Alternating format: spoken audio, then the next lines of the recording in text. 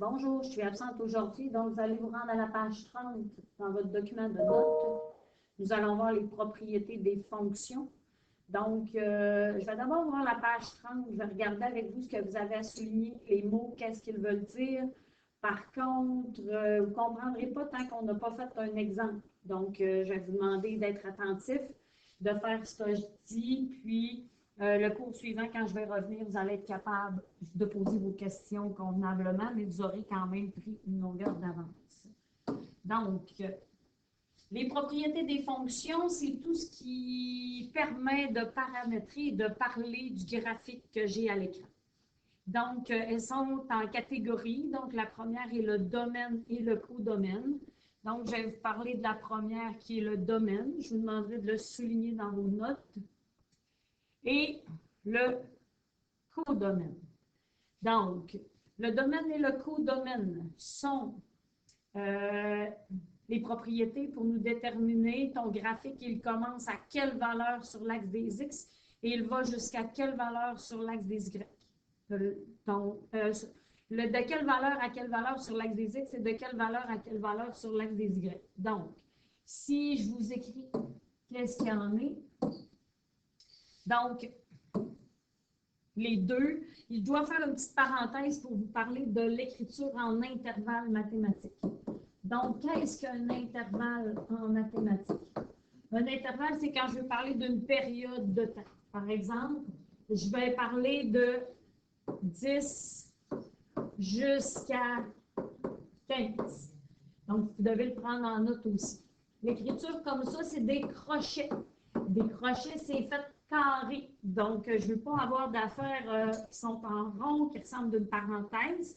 C'est comme des portes. Donc, lorsqu'elles sont vers l'intérieur, quand la porte est vers l'intérieur, c'est parce que la borne, elle est incluse. Donc, le chiffre 10, il est inclus. Donc, si tu viens d'avoir 10 ans, tu n'as plus 9 ans aujourd'hui, ça veut dire qu'à partir de 10 jusqu'à 15, et si le crochet est vers l'intérieur, c'est qu'il est inclus. Donc, si par contre, je tourne une des portes vers l'extérieur, ça va être de 10 jusqu'à 15. Par contre, ma porte est vers l'extérieur, donc la donnée 10 va être exclue. Je te donne un exemple. On pourrait être en sciences, puis je vous dis que vous avez tous une chandelle à chauffer, puis je vous dis que la longueur de la vitesse à laquelle ça va chauffer, donc vous pouvez mettre des éléments supplémentaires. Donc, vous pourriez la faire chauffer dans un endroit qui est petit, dans un endroit qui est plus petit, contrôlé. Puis on veut vérifier si la hauteur de la chandelle après tant de minutes va être comprise entre 10 et 15. Si je prends ma mesure, si je regarde la première en haut, ici, si ma chandelle mesure 10, je vais avoir réussi l'expérience si elle est entre 10 et 15 de mesure qu'il me reste. Par contre, ici, même si j'arrive à 10 pile, ça ne fonctionnera pas parce que le 10 est exclu. Il faut peut-être un petit peu plus que 10. Donc, c'est ce que j'ai à vous dire pour les intervalles. Les intervalles, c'est pour donner plusieurs réponses. Donc, je recommence avec mes propriétés parce qu'on va avoir des réponses en intervalle à donner.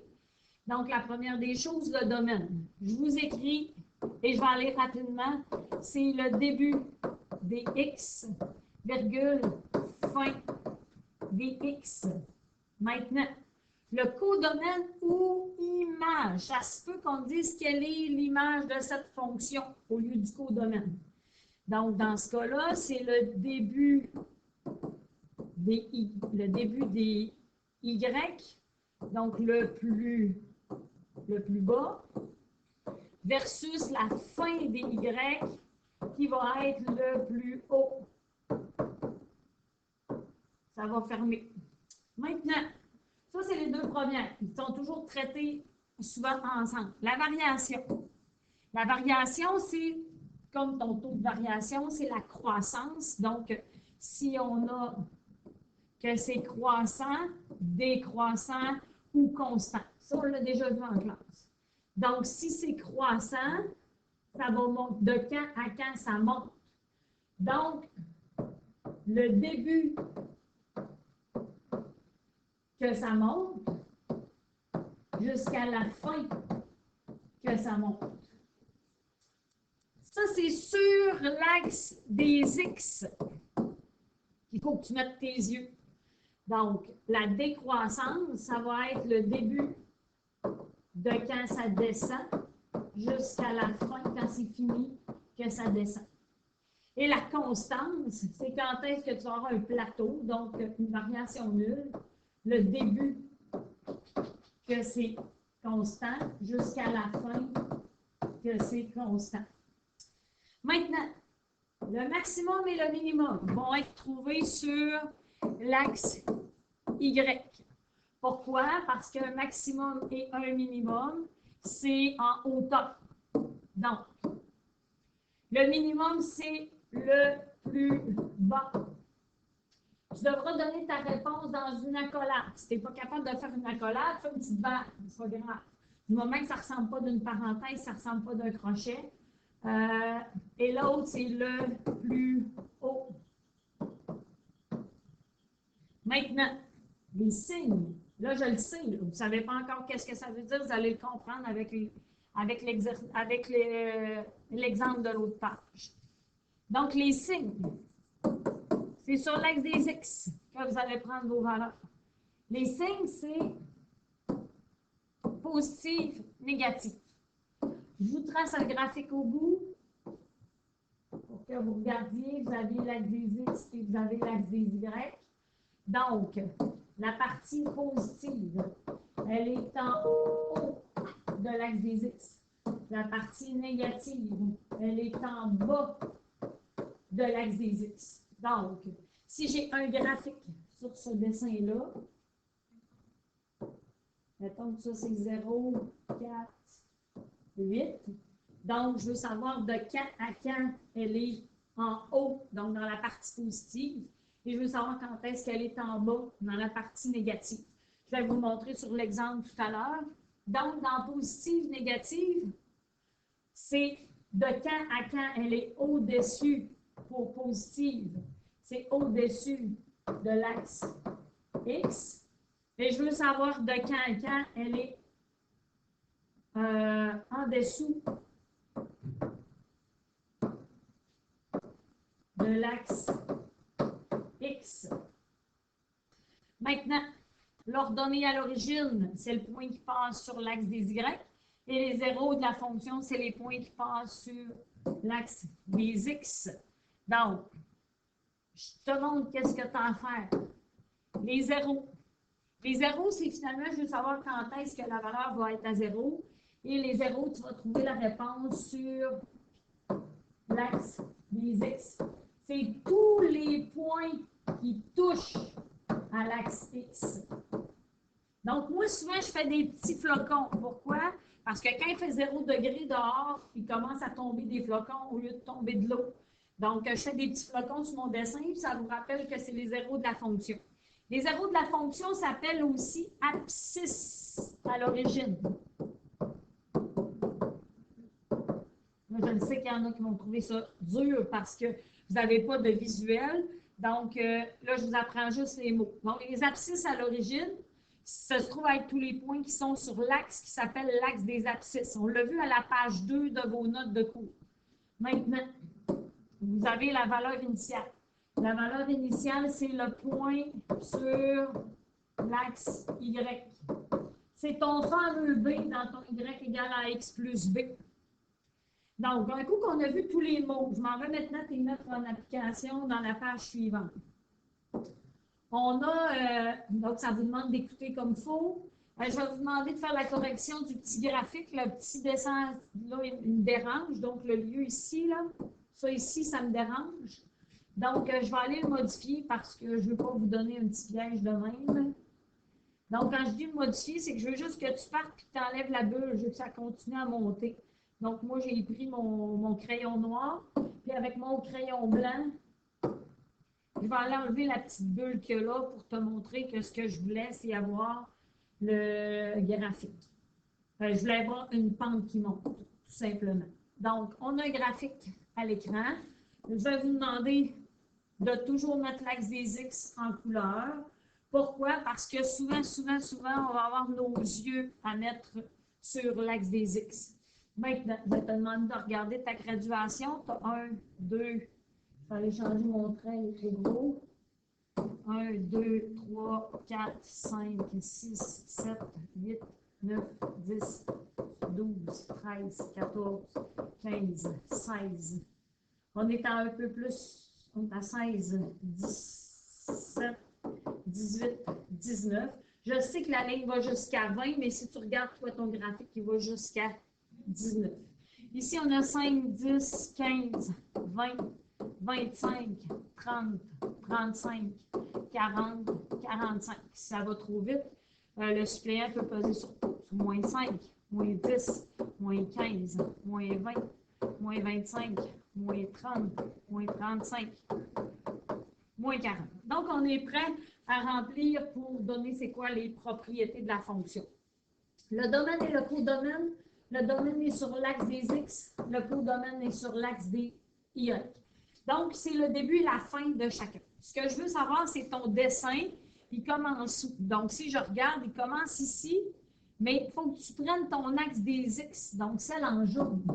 Donc, ton axe des X, les chiffres que tu as besoin de dessiner ton dessin, c'est, si on va voir ici, à partir de 0, puis c'est jusque là, donc c'est jusqu'à 19.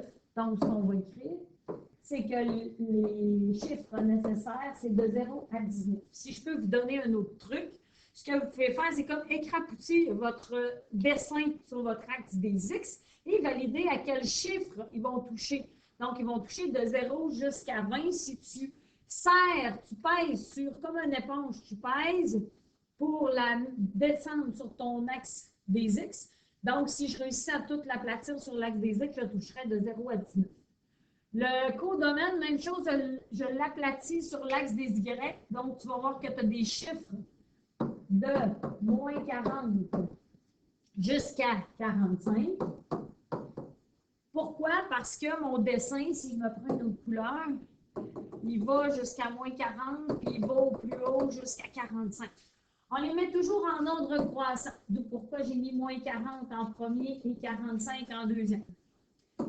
Croissance, décroissance, des fois j'ai de la constance quand j'ai un plateau, j'en ai pas dans celui-là.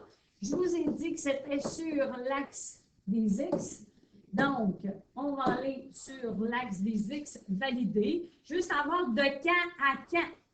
Ça veut dire le début et la fin, tu devras te tracer un trait quand ça commence à monter, quand ça finit. Donc, si on se fait un dessin, ici, tu sais que c'est décroissant. À partir d'ici, tu sais que c'est décroissant. Ce que je veux savoir, quand ça a commencé jusqu'à quand ça a fini.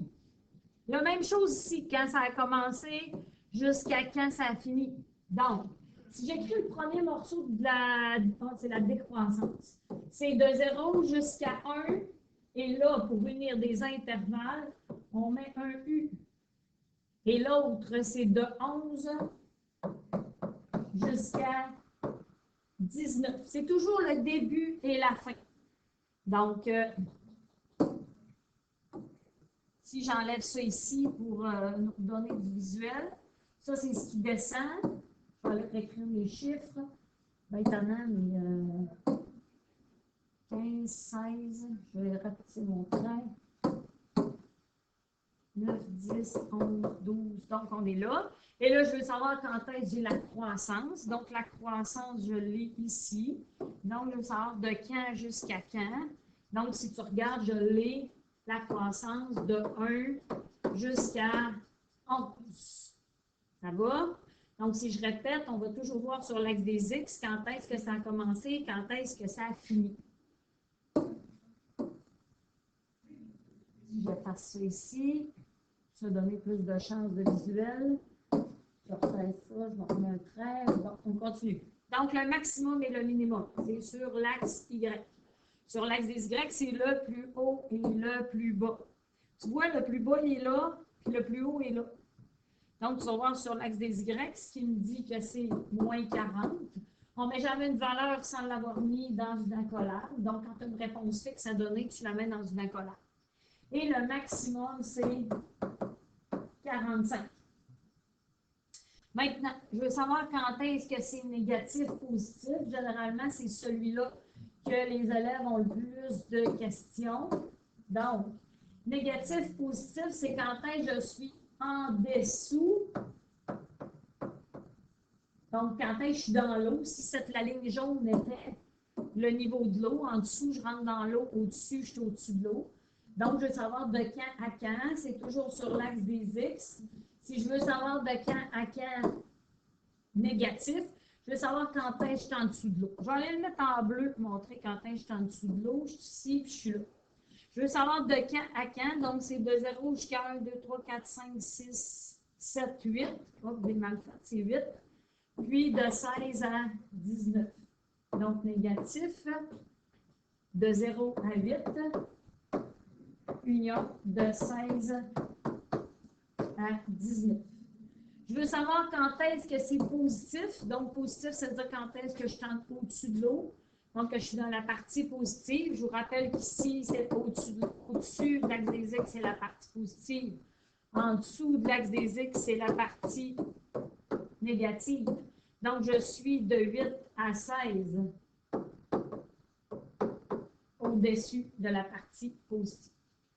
Je vais tout effacer ce que j'ai. Je sais que je ne verrai plus ma graduation, mais je vais quand même libérer le visuel pour que vous voyez comme il faut. Si on y va avec le visuel, l'autre, c'est les zéros. Les zéros, c'est mes fameux flocons. Les flocons sont toujours sur l'axe des X. Donc, lui, je fais un flocon. Puis, ma valeur initiale, c'est ma valeur de départ quand mon graphique a commencé. Celui-là, je peux faire un point. Donc, quand je nomme des valeurs seules, je les nomme en accolade. 1, 2, 3, 4, 5, 6, 7, 8. Cette valeur-là est 8, 9, 10, 11, 12, 13, 14, 15, 16. Cette valeur-là est 16. Donc, c'est 8 et 16. Et la valeur de départ sur l'axe des Y, ça c'est l'axe des X, ça c'est l'axe des Y, c'est moins 5, 10, 15, 20, 25, 30. Donc, on monte en accolade moins 30. Je sais que vous aurez besoin d'un référent. Donc, vous devez vous référer à la page 30 et la page 31. Je vais maintenant vous demander de faire la page 32 du mieux que vous pouvez. Ensuite, vous aurez d'autres numéros à faire